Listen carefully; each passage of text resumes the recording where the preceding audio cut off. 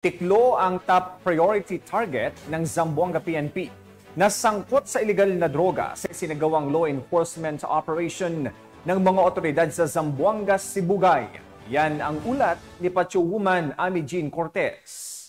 Top priority target person arestado sa isinagawang law enforcement operation ng mga otoridad sa Purok Palmera, Barangay Kitabog, Titay, Zamboanga, Sibugay nito lamang ika-21 ng Hunyo taong kasalukuyan. Kinilala ni Police Lieutenant Colonel Flint S. Dipnag, Force Commander ng 2nd Zamboanga Sibugay Police Mobile Force Company, ang naarestong suspect na si alias Gege, 28 taong gulang, walang asawa at residente ng Purok Palmera, Barangay Kitabog, Titay, Zamboanga, Sibugay. Bandang alas 4 ng hapon nang nadakip ang sospek sa Purok Palmera, Barangay Kitabog, Titay, Zamboanga, Sibugay sa pinagsanib na puwersa ng mga operatiba ng 2nd Zamboanga Sibugay Police Mobile Force Company, katuwang ang CIDG, SZP, PFU at Provincial Intelligence Unit Zamboanga Sibugay Police Provincial Office na nagresulta sa pagkakadakip sa sospek. Mahaharap ang suspect sa bisa ng warrant of arrest sa kasong paglabag sa Section 5 ng Republic Act 9165 sa ilalim ng criminal case number I-9751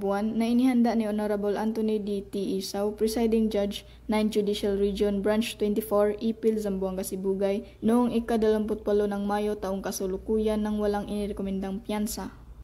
Nasa kustodiya na ng CIDG Zamboanga Sibugay Provincial Forensic Unit Office ang suspect para sa maayos na dokumentasyon at tamang disposisyon.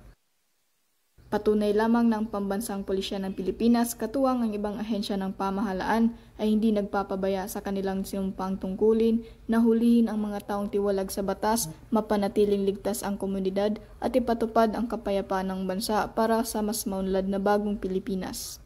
Mula dito sa Zamboanga Peninsula, ako inyong PNN Correspondent, Patrolwoman Amy Jean Cortez, alagad ng batas, tagataguyod ng Balitang Pulis. Maraming salamat, Patrolwoman Cortez.